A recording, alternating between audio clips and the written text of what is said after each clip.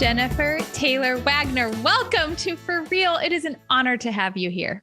Thank you. I'm so excited to be here. Thank you. I am stoked to talk about your book, which is just about coming out. We were just talking about how launching a book is kind of like a pregnancy. You come to a moment where it's time to push, and you're almost time to push. How's it going? How are you feeling? I'm feeling great. I'm feeling very excited about it. I have talked about it at this point. And so it's time to push. Now it's time to push. Well, tell us a little bit about that. For those who have not had the honor of meeting you, tell us a little bit about who you are, who you spend your days with, where you're living, and what you're all about. I am Jennifer. So nice to meet you all. I live with my husband and 2 kids. I am totally 100% in love and in like with my husband, Phil. And my 2 babies are 6 and 9, a boy and a girl, and I love them to pieces as well. We live in Virginia, and the leaves are changing this time of year, which didn't happen when we lived in Florida. And yeah, all is well. Good. Fantastic. You have a beautiful book coming out, and I'm so excited to dive in. There are, I feel like this book is for this moment. Yes. You have done such a good job of distilling really hard things into bite-sized pieces that can really help a lot of people. And I want to know, before we even dive into the kind of the heart of the book, why this book and why now? It is a pain in the tusher to write a book, Jennifer, as you know. Oh, yes. So why? Why'd you do this? Why did you take the time out of your life to write this book? That is a wonderful question. And honestly, I couldn't not.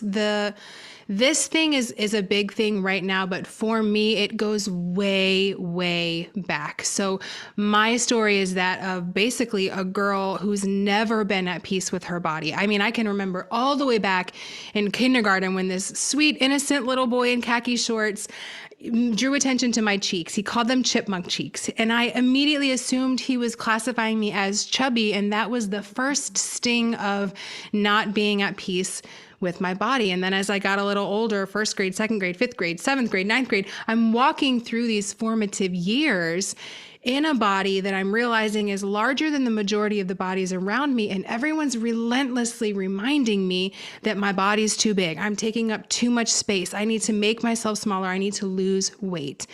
And so then I graduate high school at 336 pounds. And by that time, I feel like there's something innately wrong with me. Why can't I just lose the weight that everyone is telling me to lose? What is wrong with me? Why is this for me? And I had walked through so much at that point that I was tired on the outside and broken on the inside. And I was just so not at peace with my body. And then, shocker, eventually I did that thing that so many of us desperately want to do. I lost the weight. I dropped 150 pounds, did the thing, hoping all would be well. But here I found myself at half my size, still not at peace with my body. And so that made me realize that I had totally missed a huge piece of the wellness puzzle, which was the work that I needed to do on the inside and how I viewed my own body. And so for me, I really think everything just aligned as far as the book being written right now. And I've been surprised to see just how timely it is. But for me, this is something I've walked through for forever, as long as I can possibly remember. So the reason we're both talking about how timely it is, your book is, I loved your book. I gobbled it up. I love the construct and the thesis behind the book, the subtitle of your book, which is called Your Good Body, and has a fantastic cover. Shout out to Tyndale for doing a great job. A cover can make or break. So we really love your cover. It's called Your Good Body. The subtitle is Embracing a Body Positive Mindset in a Perfection Focused World. And I do feel, I think what you're alluding to is that our conversation has, thanks be to God, shifted a little bit in the direction of what is healthy. And it's not just a number. what is the goal, you do a beautiful job of kind of untangling all of these things that we've just decided are true that actually aren't. Right. And one of the ideas that you untangle that I think is just so salient right now is that there's this dangerous idea underscored by all sorts of sources that perfect is normal. Right. Talk to me a little bit about that and why that's so dangerous. I think we all understand that perfect is kind of an illusion, but we don't realize how much we're taking in and subconsciously thinking is normal, but it's not, by way of social media and just this big thing that we all kind of see in the messages that we hear that give this illusion of what is normal, but it's so fabricated and it looks kind of normal, but it's actually enhanced and airbrushed and lighting fixed and angles right and filtered and all of the things. Nothing wrong with individual things like that. I'm not here to like cast stones on anything, but we've got this constant flow of, let's just take just social media, for example, this constant flow of images of what we consume as quote unquote everyday life, but in reality, it is so enhanced. And so the reason that's dangerous is because obviously we know these things. We know there is such a thing as filters and lighting and angles and all the things, but it's such a mindless thing that we do, you know, flipping our thumb and scrolling through, that we take it in as normal. And then when we walk up to a mirror with no clothes on and we see ourselves and there's no excellent lighting and there's no airbrush, there's no filter, there's none of those things, we then think more lowly of our own selves and we start to critique and critique and critique. It's never good enough. And that's why it's sort of dangerous for our own mental health as far as how we see our bodies, because we're taking all this in as normal, but really it's an enhanced, fabricated image of perfection. Right. Such a curated version of what life is. Curated, yes. Instead of really what life is. Exactly, right? yes. So the idea of a good body, right? Your good body. Yeah. Talk to me about how in the world we're supposed to remember that in this age of pretend faux perfection, right? That we have good bodies. And sometimes that is hard work to remember. Oh, yeah. In the age of information overload and Christmas cards that look like they have been created by the hand of God himself. So how do you talk to me on a very practical level? How do you remember you have a really good body? I think for me, I had to realize what was happening in my own mind and heart about my body. Okay. And I didn't even realize for years after losing the weight and sort of maintaining and even trying to lose more weight in my body was like, no, Jennifer, we're not losing 1 more pound. We're not doing this. You can eat like a rabbit if you want. You can work out, 9 days a week, like a beast. And it's not happening. And so I eventually that was like the first initial thing. So when people are like, well, how do I start to see my body in a more positive light? I kind of say, well, the first step is taking an evaluation of what's going on in your own mind and heart. What is the dialogue that's happening? Because I was at war with my body. I was in constant anxiety and stress over my body. Not only just, I feel like there's something I have to measure up to. It's not going to be good enough, but going to the beach with my kids when we lived in Florida. Oh my goodness, what swimsuit? Do I really want to do that today? Anything from memories that you don't want to be in, pictures you don't want to be in, all of those things. What is the narrative that's happening inside your mind and heart? When you think about your body, what is it, more of a positive thought, a negative thought? Is it neutral? What is it? And then noticing those things without judgment, because there's a lot of things that shape those thoughts that pop into our head. It might be what we've gone through. What have you gone through? What does your story look like in this body that you live in? What have you gone through? So validating what you've walked through, what your story is, and just noticing what your own dialogue is in your mind and heart, and then working to sort of, it's like I always say, you can't stop a thought from popping into your head, but you can catch it. Right. You can kind of take control of which path it's going to go down. So starting to see, when I think something like this about my body in a negative way, what path do I typically go down? Do I let one thing lead to another, to another, to another, and then all of a sudden I'm on a new diet and I'm restricting everything and I'm working out like a beast? Like, what is this path that I'm going down every time I think about my body? Or if I have a day where just body image is hard and I'm looking in the mirror and it's just hard, I can't see the good. Am I restricting myself from foods? What is the thought path? And so I think that's one of the first basic things is just noticing what that inner dialogue is looking like, and then taking I call them thought swaps. So you have the thought, but you grab it and then you swap it out for something that's a little bit more positive. And it may not even be, you may not be in that space where you're like, oh yeah, Jennifer, I hear what you're saying about loving your body, but like that seems so far away. There's no way. You don't know what I've been through. And so it's looking at where you are right now and offering some compassion to yourself without judgment, noticing these things, noticing where you are, looking at what you've been through with compassion and without judgment, and then seeing, okay, where do I want to go with this? What would life look like if I could actually see my body as good? See, and to kind of swing back around to your question, because I definitely have gone down a rabbit trail, I realized this is the body I'm going to live in for the rest of my life. The rest of my life. It will be ever changing, because that's what bodies do. Even if I don't change it, like it'll age, it'll change things, whatever. This is the body I'm going to live in forever. I mean, in this life.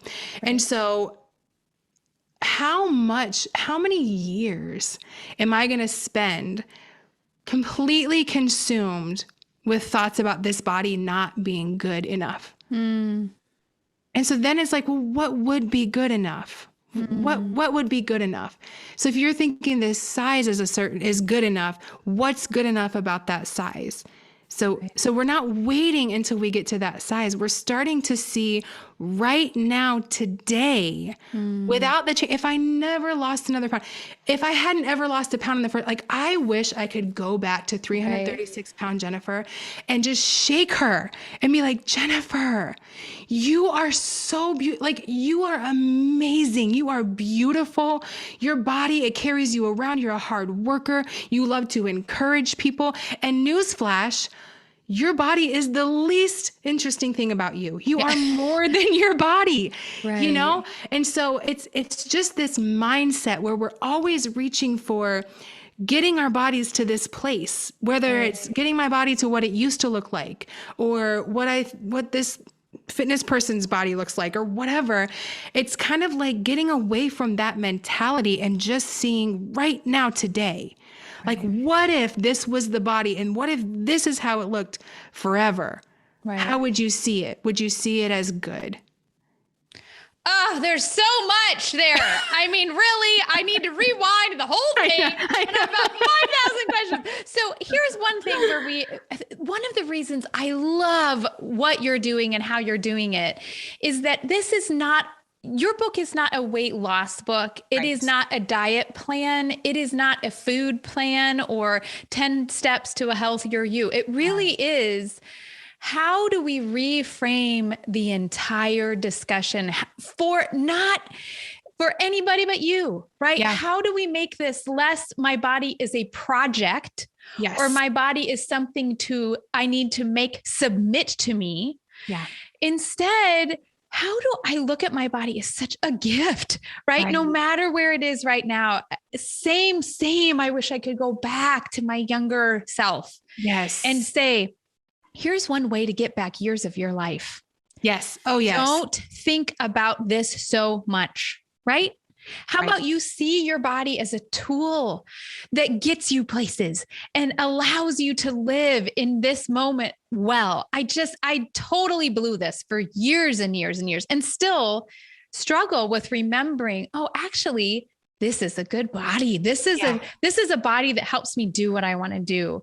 And thanks be to God for that, right? Yep, totally. So I have so many questions to drill down into that. And one of them is, how do we balance the idea of this is a gift, this is an instrument. And by the way, you do a beautiful job in your book of acknowledging that not all of us have bodies that are cooperating. Right. I've had lots of conversations recently with people who've been through very hard things, whose bodies do not cooperate with them, and who aren't mobile or who aren't able to do what they used to do and will not be able to. And so you do a good job. I think you did a masterful job in the book of saying, we're all coming to this at different spots and with different abilities. How do we balance that, right? Where we are and being content with where we are, and yet acknowledging, as you say often, that we do have a responsibility to care for our bodies. Yeah. You know what I'm saying? How do I balance 100%. Both of those things? Yeah, that's a big thing, because a lot of us, that's one of our first questions, is we're so afraid that if I go down this path, right, of loving my body, that means just everything is a free for all, and let's just go crazy, and who cares about anything health or fitness or any of those things. Right. But that's not my message. Right. It may be a message you find out there, but that's not my message. Yeah. And so it really truly is. I love that you used the word a reframing. And so the thing about it is to get to this place of freedom in our health and wellness. And I mean actual health and wellness, not a dieting mentality, not trying to lose weight and make ourselves smaller and all of these things. I mean, actual true health and wellness. We've got to do a little bit of work, because we're tied into this idea where we've tied together every single bite of food we eat and every exercise regimen that we do with the outcome of our body and how we feel about our body. But in reality, we really should untie those things and begin to just get in tune with our bodies, because we have this ability. Our bodies are always giving us signals and cues for what they need: hunger, fullness, satisfaction, thirst, rest, whatever it might be. Our bodies are giving us these cues for what they need. Mm-hmm. But because a lot of us have been sort of in this dieting mentality for a really long time, and when I say dieting mentality, I just mean the idea of weight loss being front and center. Right. So when we do that, we sort of lose touch with listening to what our bodies need. Mm-hmm. But the beauty is when we can get back in touch with it. And when we get back in touch with our bodies and get attuned to our bodies and what our bodies are saying they need, then we can actually begin to fuel and nourish our bodies in a way that actually does make us feel well, doesn't just make us feel, malnourished and restricted. Mm-hmm. We can actually approach wellness and movement and all of those things from a different mindset. You looked like you had a question. I do. I have so many questions. Jump right in. Trying to calm down. So how did you do that? Right. You went from, I can't remember the number, 300 some pounds, right, which is, I can imagine that would be feel like Mount Everest. Oh, 100%. What you are today. Yeah. Super fit. By the way, I love the cheeks. That kid in his khakis was on crack already. Thank you. They're gorgeous. I'm never getting rid of these. No, they're beautiful. People paid to have them look like that. So khaki was a little off. He was off. He was totally off. Totally off. A lot. But there's a, and you write about your story. I want to know specifically, how did you get to where you could hear what your body was saying? Oh my goodness. That has been a journey. And that's the thing, is it does take some effort to get there, because I didn't, when people are like, how did you lose the weight and all this stuff? I always resisted, because I was like, I am not your weight loss girl, Mm-hmm. But now what I'm really interested in sharing is more of like wellness and food freedom and movement in a way that is actually healthy for our bodies and not just focused on weight loss. So when I get to this place, so my healthy living today, my food freedom and the way that I approach exercise and all of those things, I had to get really curious about my body. I had to get really curious about what it would look like to put the food tracker away, to not stand on the scale every day. Mm-hmm. I had to get curious about what health and wellness would look like, not attached to the scale. And I know that's a hard thing. Sometimes that's a really hard thing for us. Even for me. Yeah. For me, it definitely was. It's a jump, right? Because we love quantifying. We like to have something that we can hang our hat on. Okay, this number equals I'm doing fine. right? Yes. So it's really hard. And a lot of times, a lot of us will hold in one hand this massive desire to not be consumed by like a dieting mentality. But in the other hand, we've got this massive felt need to make our body whatever we think it needs to be personally, whatever that specific thing is. And so we really do have to get curious about what it would look like to approach wellness without, like you said, quantifying and reducing ourselves to the number on the scale or the calories that we can eat in a day and whatever. For me to experience the freedom, food freedom and movement in a good, positive way, I had to sort of like take a leap, and I had to just give myself permission to like stop weighing myself for a while. I even told myself when I started that journey, I was like, we'll just do this for a little bit. Right. That's what I said. Try it out. To myself. Let's just give ourselves a break. And honestly, that's a big thing of it. A big thing of it for me was I got to this place, and not everybody is in this place, but I got to this place. I'm telling you, I could not do one more diet. I got to this place. I was like, I can't do it. I can't, like, I've tracked my food for years. And I've weighed myself every day, multiple times a day for years. And I eventually just came to this place where I was like, I can't spend the rest of my life counting calories.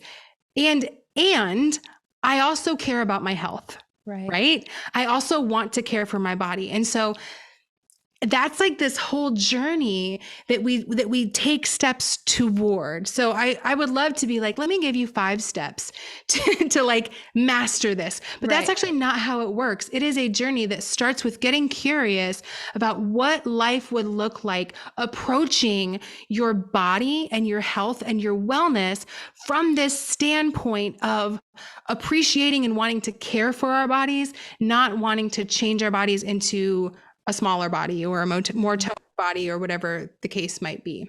If that makes sense. Absolutely makes sense. When you talk about getting curious, I wonder if you could tell us a little bit about how that worked for you in terms of your past, because you mentioned it a little bit in your book that you really had to look at what was, as my friend Bob says, written on the cave walls, right? You had to kind of look and see what was down there that was feeding into this lack of health. Yeah. Oh, yeah. What did you find, and how do we do that? Is that important? I mean, is it important to ask those questions, or can we just be healthy without asking those questions? Well, I didn't ask the questions for a long time. And so now I can say, yes, ask the questions, dig inside, dig really deep, look back at your own. See, even when I was writing this book that I have written, I didn't even realize how much of what I walked through specifically pertaining to my body was still just lingering there. I mean, I would sit at my computer writing the book and I would just be sobbing. I would just be crying. And, what was that all about? What was making you cry? I think it was just this whole thought that, man, this has always been a thing for me. And I felt like, is this always going to be a thing for me? And what is it that makes my body such a thing? And I would just sit there and think these things. I'm just pondering these things. What is it that made people not able to see past my size? What is it that caused me to turn to food to cope with things that I was walking through? What is it? What is it? And so it was exploring the depths of what I walked through. And because for me, the challenge to learn to love our bodies more is not just a cute saying for me. It's not a cute saying. It's not a trendy topic. This has been the thorn in my side for as long as I can remember. Yeah. So for me to dig really deep, what is it, Jennifer? From a place of compassion, what is it? What's the thing that has made you feel like your body outweighs and supersedes everything else about you, to the point where you worked so hard to make yourself as small as your body would let you get because you felt like that would fix everything. What is it? So that's where the journey really began to unfold and flourish. And so I say, as we're walking through, and as you know, your journey may not be as depthy as mine. It may be, it may look totally different than mine, but really digging in deep and evaluating, what is it that makes me jump from this weight loss plan to this weight loss plan to this? What is it that makes me feel like I can't enjoy the moments with my family because I'm so concerned about my body or being in that? What is it? And who made you believe these things about yourself? And that thought that you just thought about your body, is that true? Is that really true? Right. And so digging really deep to see what formed these thought processes of negative self-image all along the years, so that I could sift through them and challenge those thoughts and begin to navigate what it would be like to just think a little bit more positively about myself, or at least not have my body and the size and the tone and all of this take up so much headspace. Right. Just so much time and so much effort in thinking constantly, it's not right. It's not quite right. It's not quite right. Right. What a horrible thing.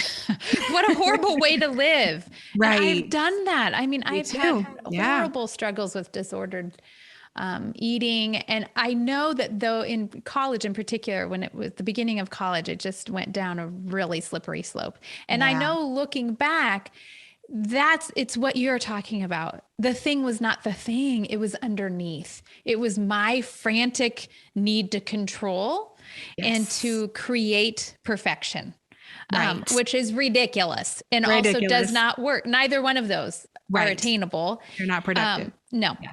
And so for me, and I think this might be true for you, I'd love for you to talk a little bit about this. Parenting kicked my tail because I have 2 girls and a boy. And I remember, I'm going to try real hard not to cry, but see, I'm already crying. But if you cry, it's okay. Oh yeah. Hun, you're in the right spot. Yeah. On this podcast, you should cry at least once if you're hanging with me. Good. I remember standing in front of the mirror, and I must have been saying out loud what I was thinking. Yeah. And super unkind things. Yeah. By the way, I looked fantastic. I just didn't know it, right? Yeah, you just didn't know it. Looking back, I can see how that was just the epitome, the lack of compassion that I had for myself. Yeah. And we had Anna was really little at the time. And I remember kind of turning and checking myself out and having really, really brutal things going through my mind. And I must have said them out loud. And my husband, Mark, said, "What are you going to do now that you have a little girl?" And he is like your Phil. He is the kindest and he loves me in all versions. Yeah. And he had a lot of patience with me and how I was thinking about these things, but he snapped me out of that and said, "She's watching now." And so for me, that was such a stark and uncomfortable and almost I felt emotionally naked. Yeah. Yeah. To have to think about, okay, this isn't mine anymore. This isn't just me anymore, right? My kids are watching this now, right? They're going to understand how to feel about their bodies by watching me with mine. Right. So that's next level. Right? It is. Like, it's not just your own. We all want to have just our own stuff that we're dealing with. And parenting just doesn't allow it. There's no privacy for your own brokenness. No. Oh, yes.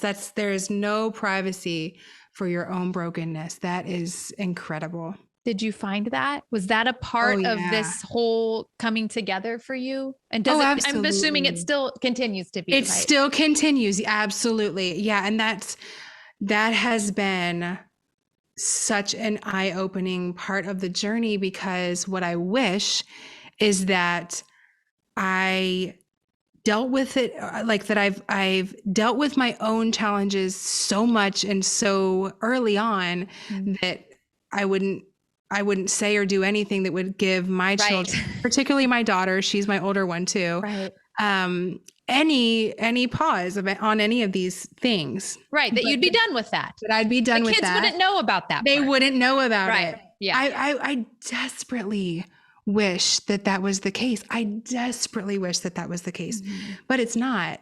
And the only thing that and you have to realize, she's 9, my daughter's 9. There's also my son, who I also care about body image and stuff, but we're talking about my daughter because that's my little girl and she's older and you're a girl for obvious reasons. Yeah. What I desperately wish is that I had it all figured out and I didn't have to worry about that. But the truth is that I'm still making my way through all of that. And I can't recollect, like, in this very moment, the things that I've done, but I know I've done things concerning my body in front of my daughter that I can't undo, or I've said things that I can't unsay, or that I can't make her not hear. And so I have let that tear me apart at times, and I've cried tears over it, but also giving myself compassion, because that's something I've worked on the past couple of years.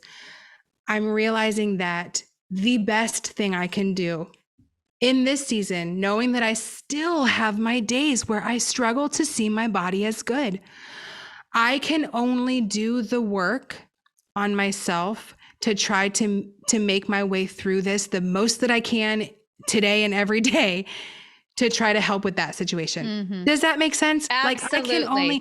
I can't make it not a thing for me, because it is and always has been, and it's way less of a thing now, but I can't make it completely have disappeared, because we're talking about a lifetime full of experiences that I have walked through, and it takes time to rewrite all of that. I can't make it not a thing, but I can be aware first and foremost, and I can do the work on myself to try to help with that. And I can pray, God, please let me be doing it right. Yeah. Right. And please give grace, and let your strength be greater than my weakness. Right. Which is what we do in all of parenting. Exactly. And hold on white knuckled as we don't do it right. I think you're talking about this whole idea of being present in this moment is just a really beautiful one. And you pull that thread through the whole book. At one point you say you were wrestling with the other woman, not the woman that Phil was having an affair with. As far as we know, Phil has never had an affair. He doesn't seem like the kind of guy who struggles with that particular issue. But the other woman, in terms of the you of another time that you're trying to recapture. Yeah. Where is the balance between not getting stuck with trying to be who we aren't anymore, right? I've had babies. I've been through some things. I'm 46 years old, not 26. So, not getting stuck with trying to be who we were. Right. But also being mindful of how to care for ourselves as we age. Right. So not just throwing the baby out with the bathwater and being like, well, I'm not 20, but at the same time saying, I'm also not 80 yet. So what do I need to do to bridge that in a healthy way? Yeah, it's sort of this mindset of right now, today, choosing to love my body or see it in a more positive light right now, today. And I think that there's a lot of times where our mile markers for our wellness, or, where we stand are really attached to our external body, like the appearance of our body. Oh, for sure. Right. It's really like, that's our mile marker, is our weight, or what size we fit into, or whatever. Those are our markers of health. But in reality, health is not solely determined by the size of our bodies. And that's it's like a total mindset shift from what we're used to hearing. Yes. But in all reality, the smallest version of me is not necessarily going to be the healthiest version of me. Right. And I am a testament of that, because at my absolute smallest, I was very malnourished. I had been massively restricting calories, and I just was not healthy. But 10, 20 pounds heavier than that. And the healthiest I've ever been in my whole life. And so looking at these mile markers and these health markers, apart from the size and appearance of our bodies. Does that make sense? Absolutely. So we're not looking in the mirror and thinking, oh yeah, I'm looking really healthy. Right. Or I'm not looking healthy at all. It's totally, and it's a journey. Again, this is not something that is, because it's a total mindset shift, but it's looking at the overall wellness and health of ourselves apart from this other woman, what the size I used to be, or what, all of those things. Right. I think that's one of the reasons I loved your writing so much. And I love what you're all about. Also, everyone listening has got to go to Jennifer's Instagram feed, if only for her reels where she lip syncs. It's clear you are a musician because you get the nuance. You look like you're actually doing it. No offense to all human beings who do reels in a different way. Anyway, that's my rabbit trail. But I think that's why I love what you're all about. Because this is what I feel like you're doing for me and for your readers and your listeners. You are turning on its head what is really idolatry. Right. This obsession with self, all under the guise of health or quote unquote wellness. Like no one in our culture is going to say to you, you know what, you shouldn't think about yourself as much as you do. Right. That's not it. Like it's not it. No, the whole battle cry is think more about you and then document you. Yes. And so you look at this differently. I love how you look at exercise. Even the word exercise, I love that you backpedal that and say, how about you just talk about movement? Right. Not punishing, not check it off your list as much as, and not that every day you feel like you're going to run the half marathon, but the point is move your body. That feels freer to me. Yes. You're a freedom girl. I think that's why I love you, because you're talking about freedom, not just with your exercising and your movement. You also talk about in terms of food. Yes. You used that term earlier. Talk to me about what's food freedom.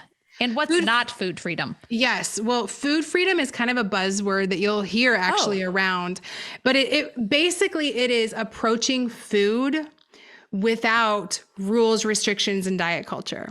It's being more free in what you're choosing to eat and getting more in tune with what you actually want to eat and how you can nourish your body and feel better and all of those things, rather than following this strict meal plan, logging every single bite that you eat. Nothing wrong with those wherever you are in your journey, totally fine.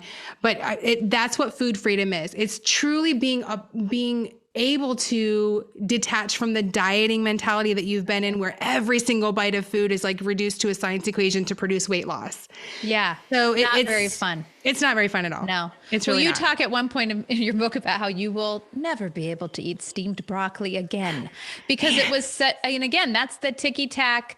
How many calories, just becoming really enslaved to the idol of what you're chasing. And I love that you said that, because for me, one of the big things was I decided long ago, I didn't want to be in bondage to eating quote unquote healthy. And I didn't want to be in bondage to loading up on things that don't make me feel well.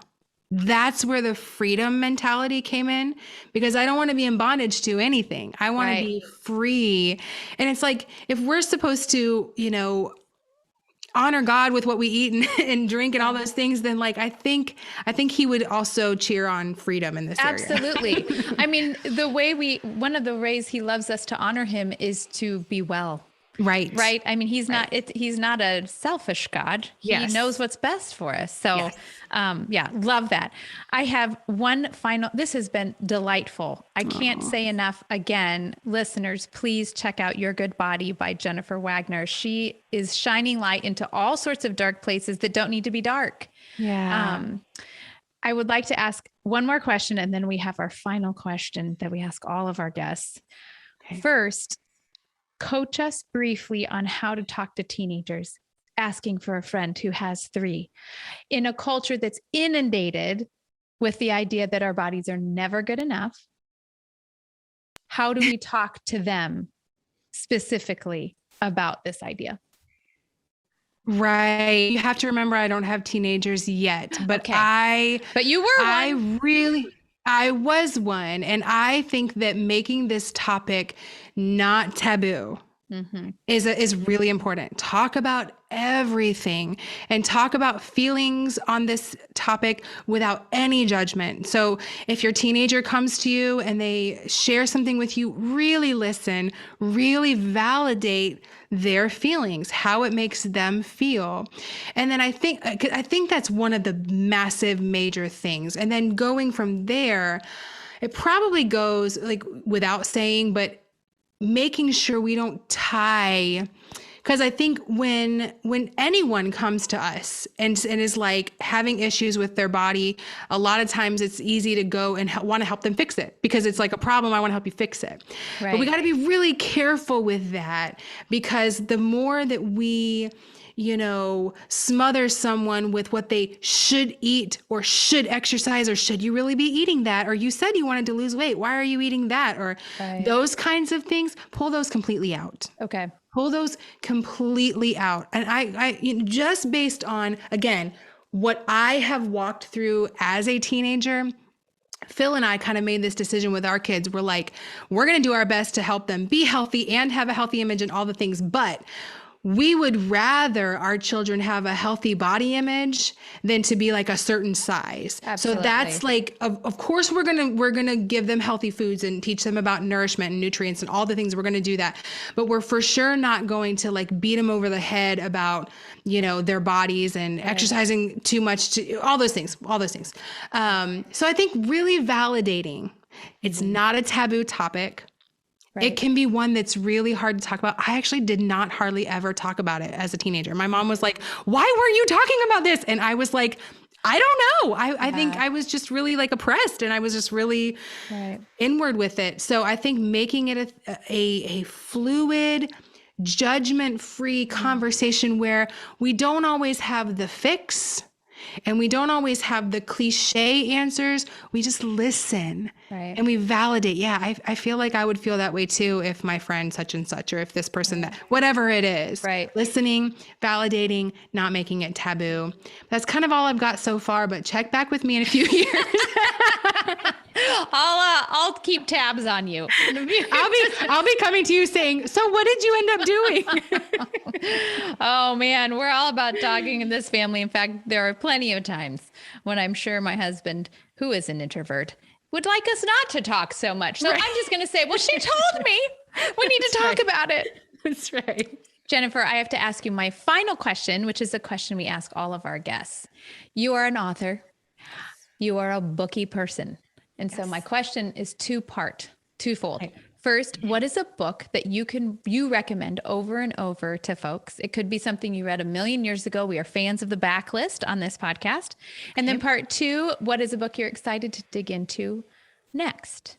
My favorite book of all times is Surprised by Motherhood by Lisa Jo Baker. Okay. I don't know this book. I think part of that is when I read it, I had two littles. I mean, how were you reading? How were you even reading with two little children? I may have an audiobook on that one. Okay. But I've read it like 3 times. So I know that I've actually read the actual, it was such a good book. Lisa Jo Baker does a really good job of like painting exactly what it looks like and how surprising motherhood is. I mean, I was like, I would be crying. I would just be crying, listening to and reading this book. And the other one is, I mean, really random, but it's this new book that Will Smith has put out. Yes. It's just called Will. I think it's just called Will. I don't know. It has his face on it. It's his autobiography. And it's like 1,000 bajillion pages long, and it's going to take me a long time to read it. But I'm very excited because I've always admired him as an actor. So fantastic. Those are great recommendations. Thanks. I love them both.